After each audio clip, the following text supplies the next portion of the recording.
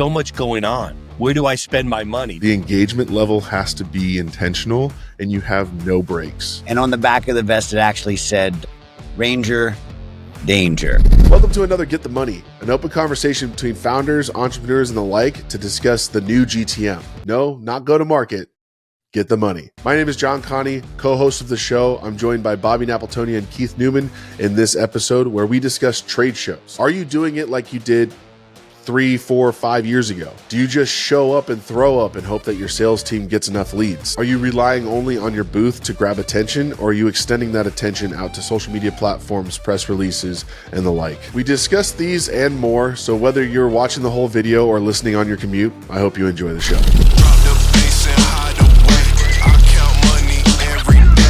All right. You know, a lot of these companies that we go to, the first question I do ask them is, are you a trade show company?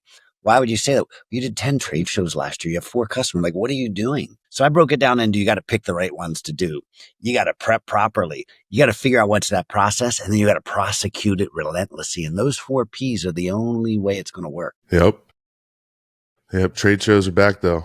That's what it sounds like. That's what it sounds like. I think it's not even just trade shows. I think it's engagement. Yeah. Jeremiah has put a note out, 140 events in the month of May around AI alone in San Francisco. Okay, what is going on? It's a movement. I mean, a lot of this is AI driven, right? So there's a demand to get your story out there. And there's so many companies that are building, whether it's on the agent level or the platform level, the infrastructure level, so much going on. So where do I spend my money? Do I do email marketing and social media, or do I try to get out there and mix it up at these events where I know there are going to be, customers, subject matter experts, developers, buyers, all looking to figure it out? Why am I going to use email? What did you show to me yesterday? What percentage of email does not get opened? 99% or something. It's just a huge number. Why would you tell people to do email? Well, because you and I also know that when you get the right customer, the right list, the right story, that emails can work and they can generate results to attend your webinar, to download your white paper. But you've got to be very consistent as well, specific. General email sends of vague information unrelated to a core message to a core audience is not going to get any good response. I had the same conversation last weekend with a colleague of mine who happens to be at a big PE firm. And he had done some analysis and actually looked at some emails that the portcos were writing. And he picked one in particular. And he did a sales enablement session about how to engage. And he said, this is the new rules, new sheriff in town. You will research this yourself and not use an AI tool. Why? Because the subject matter can only mean something to the recipient. The first 2 lines have to be something specific to them that you've learned by doing your research. It was a 72% increase in 2 weeks of open rate response rate. I'm surprised it was only that.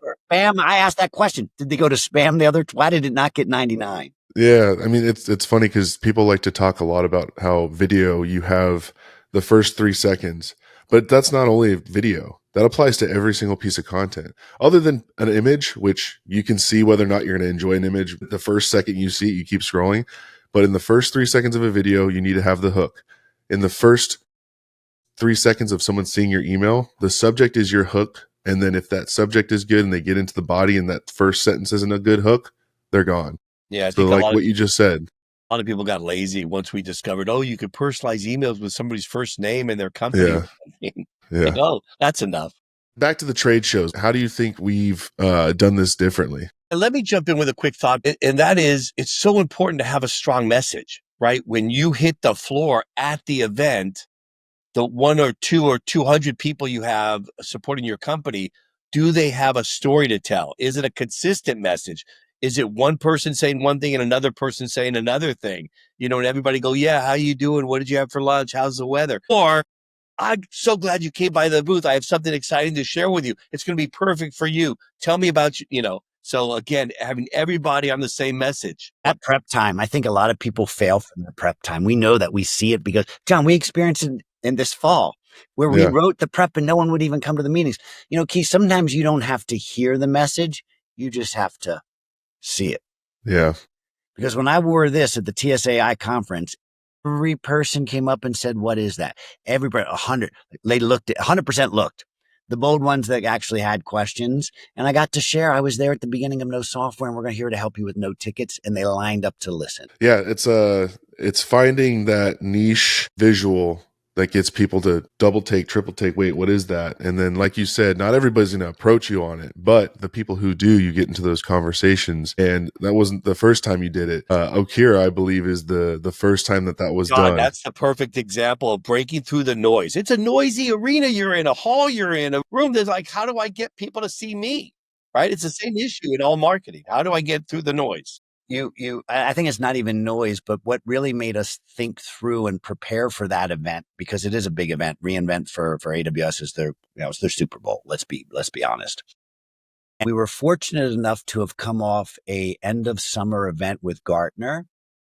And I attended the event, of course, because I want to see, what are they saying? What are people doing? What are they looking at? Just roaming and listening.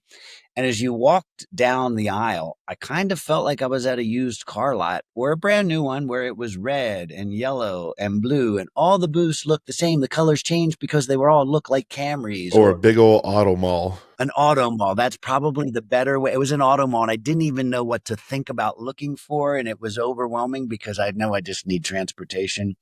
And that's when I realized that you really do have to raise a way above the noise. And you have to do that through two actions. One, yourself. You have to put yourself out there.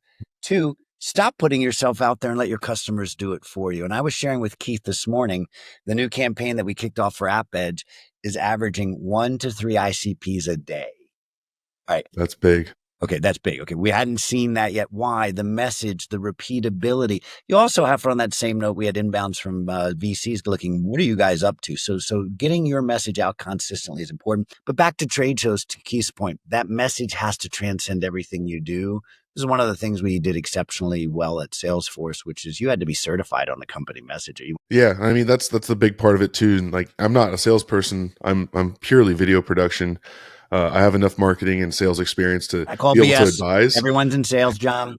Yeah, everybody's in sales. Like I said, I have enough to be able to advise, tell the story, but I'm not a closer. What I do know is I've seen enough trade shows to know that certain people just should not be in the booth, right? You need to have the right people that have the Bobby essence, I'd like to call it, which is so and so.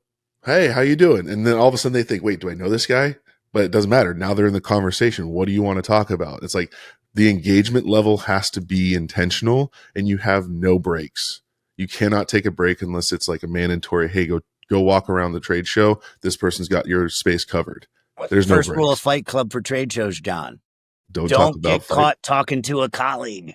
Exactly. Yeah. No personal conversations. They don't write POs. They don't give you checks. Like, don't talk to your colleagues. Get their email and phone number and chat with them after the booth duty. Yes. And I've seen the wrath of a CEO founder who saw a colleague talking to a colleague.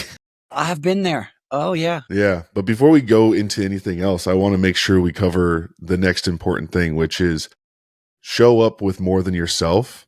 And that is whatever campaign you're trying to run and whatever you're trying to do, try to make a vision. Like you already showed the no tickets, but Okera, I feel like, is still one of the best examples that we did. This is also an example, no booth.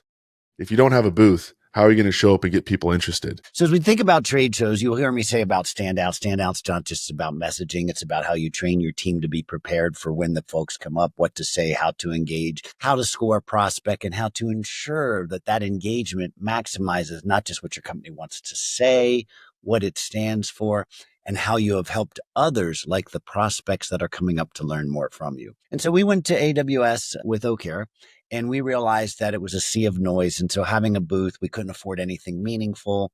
That we pulled an audible. We had a suite upstairs.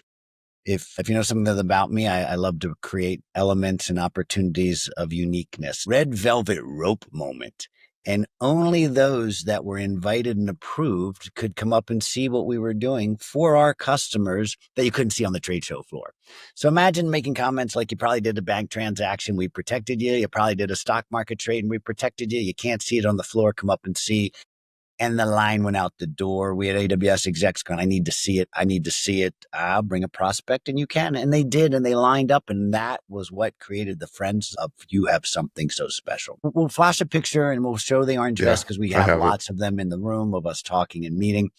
But what I found was really rather interesting is as I was walking around the trade show floor, I saw this gentleman I knew from afar on the phone. And so I eventually made my way over and I surrounded and walked around him. And he finally looked up, and when he recognized it was me, he put his phone down and shook my hand. He said, I thought you worked here and I was in trouble for something. I go, no, all these other people are in trouble. Now, who was that individual? Scott Rainey from Red Point. How did I know him? I brought him into Twilio, gave him his best return since Netflix, and we crushed it there. I'm saying this because you don't know who's walking a trade show floor, and had he not seen me and I stood out and had actually done it, we wouldn't have had that connection. And so those are the things that we like to share and show. Stand on the shoulders of your customers. Let them tell the story. So one of the things, if you know me, I've been very blessed that the companies I've worked for, we don't try to sell you things. We're in salvation. We know you need it. If you don't know you need it, we wish you good luck. You're going to get blockbuster and you won't be here. You're going to get digitized. These things happen. We know that. So I was wearing an orange vest. Our whole team, well, not our whole team. Some people didn't have. It was just 3, I think. Yeah. What's that? It was just 3. It was Robbie because Robbie's in sales and he knows what it takes to feed his family. And it was myself because I know what it takes to rise above the noise and get things done. And I don't even know who the third would have been now. Right? I think you had a third one, but somebody got talking about being shy and not doing what you need to do. Somebody, we're not going to name names now. It wasn't me. Somebody out there. And on the back of the vest, it actually said, Ranger, danger. Now, why is that? We knew that everybody using the Ranger project was in danger of never scaling and having to rewrite, rebuild, and redo. And that's ultimately why Databricks purchased Okera to take them around the world and secure all of the data that they're consuming from enterprises globally. Let's do a full year loop back and look at it. So I was fortunate enough to have been brought in by the Bessemer folks saying, hey, I'm looking for something hot, some troubled companies, someone that needs help, something you think is special, kind of like what you shared with me when you brought me to Twilio and we blew that one up. So I asked them, I'm looking for something like that. Could I help them? And in the meantime, I told them, look, January 1, I start this new gig. I'm more than happy to, what I can learn between now and then and see if I can help you. And I went to reInvent with them and I worked the trade show, not even being an employee. I wanted to listen and hear what the questions people ask. Why do they ask them? And it was very clear to me the problem was real. And by January, the company I accepted the position of a CEO had been acquired. So I jumped on the Okera opportunity and we had 6 customers. 3 of them were really special. And I saw that. And once I spoke to them, I knew we had something very, very novel and very unique. Really rather quickly, we had to understand what did we have to work with. And none of our customers would give us testimonials, mainly because of who they were. JP Morgan Chase, FINRA, Capital One. And we should rewind because when I first looked at what we did last year at this company, and at most startups, you look like you're a trade show company. I go, you did 10 trade shows, you spent $2 million of your market. Like, what are you doing? What did you get out of that? But when you don't know any better, you just think, show up, throw up, and hope you pray something happens. We brought this team in and said, okay, what do we have that we can craft the story to get the assets to tell the world we had something that everyone needed? And so you go, wow, that's a long story arc. What would you do to do that? Well, we threw a conference at the TWA Hotel, and we should jump up some of those videos because they were exceptional. With that, we enabled all of our customers in the industry, folks like Snowflake and AWS, to come talk about how big is the problem? Who has the problem? How hard is it to solve? And we got to prove that we could support some of the most dynamic applications like the US stock market, or that Capital One had tried to build it themselves and it didn't go well, bought and tested everything and that didn't go well. So they actually invest in us. And when you see and show that to others, they now know they can trust you, that it works. And so when you see Nate from FINRA going, it's okay to use Okera, you know that it's okay to use Okera. So you don't even have to know that. Just to double click on that too, John, that's a neat way to kind of circumvent the traditional channels for getting a testimonial approved. Yeah. Right. You put testimonial in a contract, it gets X'd out when you deal with some of these large companies, but you invite them to a private meeting and they let you record some of it and post some of it. That's a great workaround. It's actually higher value too. Yeah. So we did the 4 Ps. We picked what we wanted to do with intent to where we were going to go, and we prepped relentlessly 6 months ahead of the trade show to get the content necessary to create the drumbeat over the summer so that when we showed up in the fall, we had all of the assets necessary to run the show. Talking about all the prep beforehand, it kind of segues perfectly into Keith, talking about what it is that you should be focusing on. It's not just the booth. It's not just being there at this big trade show, spending all that money. I mean, even if you're not with the big booth, these important things are like you're just attending a big event. The before, the during, the after, what are the things that we should be focusing on that could give us the most traction, the most amplification? A lot of people, John, don't start even with an event strategy and have a goal in mind. Hey, what do we really want to accomplish? Yes, we want to get a certain amount of leads. Okay, there's a sales goal. What's the marketing goal? How many people do you want to get to your booth? How many people's names do you want to collect? And then there's a process that connects to that and how Do you we engage with press and analysts before the trade show? And what do you do in that? Like, what's that? Yeah, I mean, that's all part of the play, right? How do I build the momentum coming into the show and getting press people interested in talking to the company and the right executives and having the executives prepped for those meetings and getting those scheduled? That's that's a couple month process right there. Then you fall into some of the other tactics. Are we going to have press releases? Are we going to do in-person interviews at the event? Or are they follow-up meetings after the event? So really putting a whole game plan together to drive interest to come to visit, to schedule those meetings. And sometimes it's a giveaway, sometimes it's a demonstration, sometimes there's a guest speaker, all kinds of events, but really understanding here's the event, here's the goal, here's how we're going to communicate our messaging, how we're going to deliver and drive the outcomes. Yep. And then plan for after, right? What are you Follow going up to is do? everything, John. What are you going to do after? Follow up is, hey, I got to get them into a follow up conversation after the event. And how Yeah. do you do that? That's email, phone call, schedule that next step. Have that next step scheduled before you leave the event, but the follow up is huge. What's interesting too is what people don't realize is the trade show is such an important and incredible opportunity for a company to get content done. But they don't realize that the content they created just for the booth, the experience, that's not the only piece of content. That's actually very localized at the trade show itself, where you have all these stakeholders. Typically, the founders are there if it's a small enough company. Typically, the executives are buzzing around the trade show, talking to networking and all that. You have an entire sales team there. There's enough people there to create a bunch of different evergreen Stuff content. you like the most, John, that you've done so many trade shows and shot so many videos. What I mean, I could there's the executive pitching on the stage, or they're the salesperson engaging with a customer. There's a demo of the product that's being shown off. What do you Yep. like to capture there the most? Yeah, and that's where talking about the preparation of the event is so important because what are you doing at the event that's going to spark interest and that you can use to leverage content? So, two examples. One that I most recently did was for Ambient AI.